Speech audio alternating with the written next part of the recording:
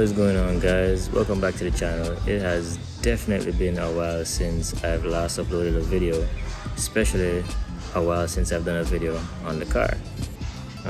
If you're new to the channel because of my Vernam fuel video, most of my videos are on EFs. This is my most recent purchase, and today what we're going to be trying to do is getting this car to run as an OBD1 vehicle. So we're gonna do a little bit of wiring, nothing too crazy, nothing too drastic, because I've already purchased some jumper harnesses and an aftermarket distributor that should make things a bit easier. Now, if you're familiar with EFs, then you know that naturally they come as an OBD0 vehicle, right? But if you want to be able to chip and tune the computer or to tune the car, then the best way to do it nowadays is to have an OBD1 ECU with a chip. I already have one of those. It's inside the car at the moment, but what we have here are the remaining pieces that should allow us to run that computer on the car. In this box is an OBD1 B16 distributor. This is the ECU jumper harness. These are the jumpers for the distributor, so from OBD0 to OBD1. And then this sub harness has wires that should incorporate the O2 sensor as well as VTEC wiring, and I think the knock sensor as well, which I think is this orange one. However, the problem that most people tend to run into when using these harnesses is that the pinout on them isn't usually done by convention, meaning some people, when they make these harnesses, they do them on a position to position basis or on a color to color basis. So this isn't actually going to be my first time trying to install this harness on this car. I did try to do this a few months back. Car wouldn't start. It runs fine with the OBD0 computer, but the minute I put this one in and plugged in the computer with a distributor, it wouldn't work. Kind of gave up on it, thinking that maybe this harness was defective, but after watching some VTEC Academy involving their project backmarker, which is also an EF, they also started using, or tried to use rather, one of these jumper harnesses, and they ran into the exact same problem that I did. Turns out there are two wires on this that are switched. So what Brian found out is that on these harnesses, the wiring, or the two wires that normally get switched, are the crank angle sensor and the, I think it's the TDC sensor, if I remember correctly. I'll double check and put a note to have the correct thing. But what I'm gonna do is take this and check for continuity once I figure out what those pins are, and try and get them connected in the correct spot. Alright, so before I even go any further, I've realized that this harness seems to be missing the pin for the first injector. I'm really not sure what's going on, but I'm gonna pull this apart and try and do some tracing before I even go any further with the jumper harness. Current situation, I'm trying to pull the chassis harness out of the bay. This would be much easier if I took out the AC pipes, but honestly I really can't be bothered with that, so the struggle is real. Alright folks, so I've got the harness pulled in and it's not looking pretty at all. I've got a few loose ends here, and mind you, this is exactly how it was. I haven't cut anything, I haven't removed any the wrapping or anything. This is how it was. So got some work here, my mans. Got some work to do, but we'll figure it out, hopefully. Alright, so it wasn't injector 1 that was missing, it's actually injector 4. I traced all of these, they all have continuity on all of them. This one, however, is actually this wire here. Seems like it broke off from the end. There also seem to be there's another ground that should be there, that's broken out as well. And then let me see, 1 2 3 4 5 6 7 8. Number 8 is actually supposed to be the VTEC solenoid. So that's a problem as well. So I am gonna try and rerun all these wires. So I'm gonna deepin this a little, rerun these wires so it's a bit neater, and that should kind of set this one back in the correct order. I'm gonna check the pinout as well again after I'm done all that to make sure it's good. Well guys, I did it. Got the car wired up, and like 4 days ago it's driving fine. Still had a check light because I hadn't cleared the codes as yet, but for the most part the car has been driving really good.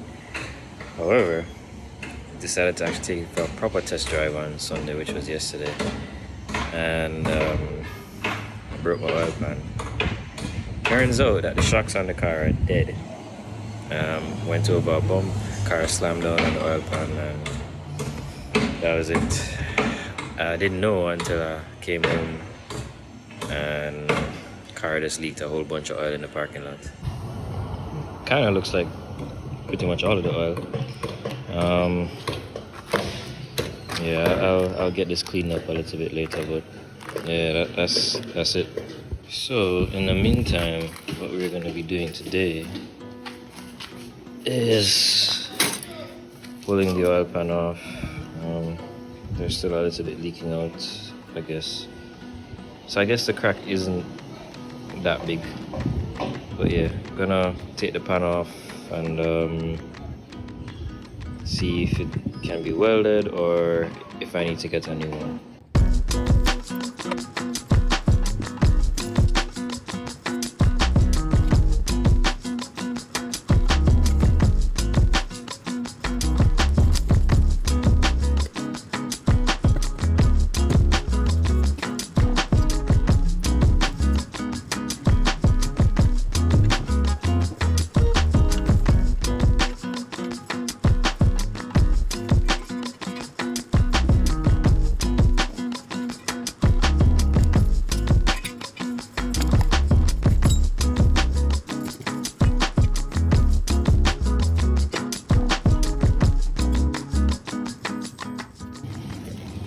Alright, here we are. And this is where, I mean, I actually can't see a hole. Let me get a rag and then take a second look.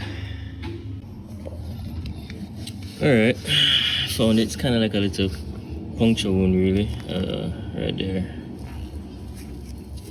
So I think, I'm guessing then that means there's probably a whole lot more oil left in here.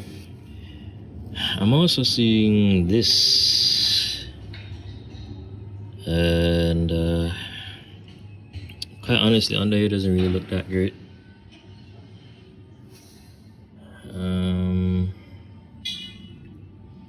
Yeah, there are a lot of spots under here, especially right here. That's pretty much just covered in oil. So yeah, the way how I'm feeling right now is I mean, even right here, I think I just need to take the engine out and just redo all the seals and everything. So yeah, I'll definitely take the pan off, but I'm feeling like I should just drop the engine. But yeah, gotta do what we gotta do. Alright, so it's about to rain here, so I'm just gonna get under there, try and get this out as fast as I can. So yeah.